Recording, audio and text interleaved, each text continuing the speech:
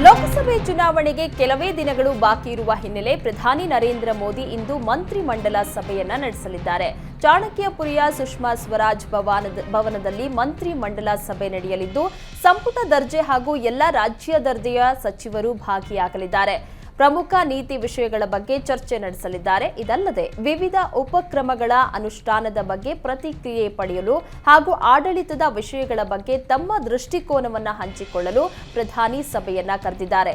ಲೋಕಸಭೆ ಚುನಾವಣೆಯ ಬಗ್ಗೆಯೂ ಚರ್ಚೆ ಆಗಲಿದೆ ಎಂದು ತಿಳಿದು ಬಂದಿದೆ. ತಾನು ಬಡವರ ಕುರಿತು ನೀಡಿದ್ದ ಸಂದರ್ಶನದ ವಿಡಿಯೋವನ್ನ ಕಾಂಗ್ರೆಸ್ ಪಕ್ಷ ತಿರುಚಿ ಪ್ರಸಾರ ಮಾಡಿದೆ ಎಂದು ಆರೋಪಿಸಿ ಕಾಂಗ್ರೆಸ್ ನಾಯಕರಾದ ಮಲ್ಲಿಕಾರ್ಜುನ ಖರ್ಗೆ ಮತ್ತು ಜೈರಾಮ್ ರಮೇಶ್ ಅವರಿಗೆ ಸಚಿವ ನಿತಿನ್ ಗಡ್ಕರಿ ಲೀಗಲ್ ನೋಟಿಸ್ ಅನ್ನ ನೀಡಿದ್ದಾರೆ. ನಿತಿನ್ ಗಡ್ಕರಿ ಲಲನ್ ಟಾಪ್ ಸುದ್ದಿ ಸಂಸ್ಥೆಗೆ ನೀಡಿದ್ದ ಸಂದರ್ಶನದಲ್ಲಿ ಬಡವರ ಬಗ್ಗೆ ಮಾತನಾಡಿದ್ರು. ಈ ವಿಡಿಯೋವನ್ನ ಕಾಂಗ್ರೆಸ್ ಪಕ್ಷ ಹಿಂದಿ ಅಡಿಬರಹದೊಂದಿಗೆ ಹಂಚಿಕೊಂಡಿತ್ತು. ಹೀಗಾಗಿ ಇದು ತಿರುಚಿದ ವಿಡಿಯೋ ಎಂದು ಸಚಿವ ನಿತಿನ್ ಗಡ್ಕರಿ ಕಿಡಿಕಾರಿದ್ದಾರೆ. ಬಿಜೆಪಿಯ ಹಾಲಿ ಸಂಸದರಾದ ಗೌತಮ್ ಗಂಭೀರ್ ಹಾಗೂ ಮಾಜಿ ಕೇಂದ್ರ ಸಚಿವ ಜಯಂತ ಸಿನ್ಹಾ ಲೋಕಸಭೆ ಚುನಾವಣೆಯಲ್ಲಿ ಸ್ಪರ್ಧಿಸಲ್ಲ ಎಂದು ಹೇಳಿದ್ದಾರೆ. ಪಕ್ಷ ಈ ಬಾರಿ ಹಲವು ಸಂಸದರಿಗೆ ಟಿಕೆಟ್ ನೀಡದಿರಲು ನಿರ್ಧರಿಸಿರುವ ಸುದ್ದಿ ಬೆನ್ನಲ್ಲೇ ಇಬ್ಬರೂ ಚುನಾವಣೆಯಿಂದ ಹಿಂದೆ ಸರಿದಿದ್ದಾರೆ.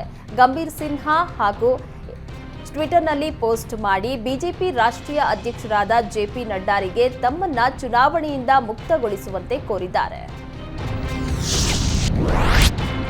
ಹಿಮಾಚಲ ಪ್ರದೇಶದ ಕಾಂಗ್ರೆಸ್ ಸರ್ಕಾರದಲ್ಲಿ ಬಿಕ್ಕಟ್ಟು ಮತ್ತಷ್ಟು ತೀವ್ರಗೊಂಡಿದೆ. ರಾಜ್ಯಸಭೆಯಲ್ಲಿ ಕಾಂಗ್ರೆಸ್ನ 6 ಶಾಸಕರು ಅಡ್ಡ ಮತದಾನ ಮಾಡಿದ ಬಳಿಕ ತಮ್ಮ ಸ್ಥಾನಕ್ಕೆ ರಾಜೀನಾಮೆಯನ್ನ ನೀಡಿದ್ದಾರೆ. ಇದೇ ವೇಳೆ ಶನಿವಾರ ಸಂಪುಟ ಸಭೆಯಲ್ಲಿ ಇಬ್ಬರು ಸಚಿವರು ಸಭಾತ್ಯಾಗ ಮಾಡಿದ್ದಾರೆ. ಇನ್ನೊಂದೆಡೆ ಸಿಎಂ ಕಾರ್ಯವೈಖರಿಯಿಂದ ಬೇಸತ್ತ 9 ಶಾಸಕರು ನಮ್ಮ ಸಂಪರ್ಕದಲ್ಲಿದ್ದಾರೆ ಎಂದು ಶಾಸಕ ರಾಜೇಂದ್ರ ಬಾಬು ಬಾಂಬ್ ಸಿಡಿಸಿದ್ದಾರೆ.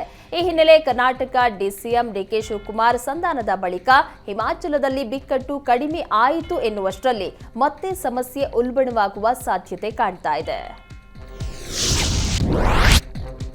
ಅಮೆರಿಕಾದಲ್ಲಿ ಭಾರತೀಯ ನೃತ್ಯಗಾರನ ಭೀಕರ ಹತ್ಯೆಯಾಗಿದೆ. ವಾಷಿಂಗ್ಟನ್ ಯೂನಿವರ್ಸಿಟಿಯಲ್ಲಿ ಭರತನಾಟ್ಯ ಮತ್ತು ಕುಚಿಪುಡಿ ಅಭ್ಯಾಸ ಮಾಡ್ತಾ ಇದ್ದ ಪಶ್ಚಿಮ ಬಂಗಾಳ ಮೂಲದ ವಿದ್ಯಾರ್ಥಿ ಅಮರ್ನಾಥ್ ಘೋಷ್ನನ್ನ ದುಷ್ಕರ್ಮಿಗಳು ಗುಂಡಿಕ್ಕಿ ಕೊಲೆ ಮಾಡಿದ್ದಾರೆ. ಕಳೆದ ವರ್ಷ ನೃತ್ಯ ತರಬೇತಿಗಾಗಿ ಅಮರ್ನಾಥ್ ಭಾರತಕ್ಕೆ ತೆರಳಿದ್ರು. ಭಾರತೀಯ ರಾಯಭಾರಿ ಕಚೇರಿ ಈ ಕೃತ್ಯವನ್ನ ಖಂಡಿಸಿದೆ. ಚೀನಾದಿಂದ ಪಾಕಿಸ್ತಾನಕ್ಕೆ ತೆರಳುತ್ತಾ ಇದ್ದ ಹಡಗೊಂದನ್ನ ಮುಂಬೈ ಬಂದರಿನಲ್ಲಿ ಭಾರತೀಯ ಭದ್ರತಾ ಸಂಸ್ಥೆಗಳು ತಡೆದಿವೆ. ಹಡಗಿನಲ್ಲಿ ಅನುಮಾನಾಸ್ಪದ ವಸ್ತುಗಳನ್ನ ಹೊಂದಿರಬಹುದು ಎಂದು ಏಜೆನ್ಸಿಗಳು ಶಂಕೆಯನ್ನ ವ್ಯಕ್ತಪಡಿಸಿದ ಹಿನ್ನೆಲೆ ಅಧಿಕಾರಿಗಳು ಹಡಗನ್ನ ತಡೆದಿದ್ದಾರೆ. ವರದಿಗಳ ಪ್ರಕಾರ ಹಡಗಿನಲ್ಲಿ ಪಾಕಿಸ್ತಾನವು ತನ್ನ ನ್ಯೂಕ್ಲಿಯರ್ ಮತ್ತು ಬ್ಯಾಲಿಸ್ಟಿಕ್ ಕ್ಷಿಪಣಿಗಳಿಗೆ ಬಳಸಬಹುದಾದ ಮಿಲಿಟರಿ ಸರಕು ಸಾಗಿಸ್ತಾ ಇದೆ ಎಂಬ ಶಂಕೆ ವ್ಯಕ್ತವಾಗಿದೆ.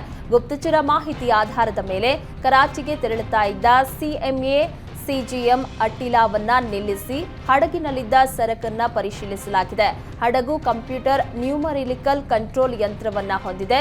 ಇದು ಇಟಾಲಿಯನ್ ಕಂಪನಿಯಿಂದ ತಯಾರಿಸಲ್ಪಟ್ಟಿದೆ ಎಂದು ವರದಿಯಾಗಿದೆ. ಖ್ಯಾತ ನಟಿ ನಯನತಾರಾ ತಮ್ಮ ಇನ್ಸ್ಟಾಗ್ರಾಂ ಖಾತೆಯಲ್ಲಿ ಪತಿ ಶಿವನ್ ರನ್ನ ಅನ್ಫಾಲೋ ಮಾಡಿದ್ದಾರೆ. ಅಲ್ಲದೆ ನಿಗೂಢ ಸಂದೇಶವನ್ನು ಹಂಚಿಕೊಂಡಿದ್ದಾರೆ. ಶಾಶ್ವತವಾಗಿ ಹೋಗುವಾಗ ನನಗೆ ಸಿಕ್ಕಿದೆ ಎಂದು ಕಣ್ಣೀರಿನಲ್ಲಿ ಹೇಳುತ್ತಾಳೆ ಎಂದು ತಮ್ಮ ಖಾತೆಯಲ್ಲಿ ಬರೆದುಕೊಂಡಿದ್ದಾರೆ. ಪತಿಯೊಂದಿಗೆ ಇರುವ ಚಿತ್ರಗಳನ್ನ ಹಾಗೆಯೇ ಉಳಿಸಿಕೊಂಡಿದ್ದು, ಪತಿಯನ್ನ ಅನ್ಫಾಲೋ ಮಾಡಿದ್ದ ಉದ್ದೇಶವನ್ನ ಬಿಟ್ಟುಕೊಡದೆ ಅಭಿಮಾನಿಗಳಲ್ಲಿ ಕುತೂಹಲ ಮೂಡಿಸಿದ್ದಾರೆ.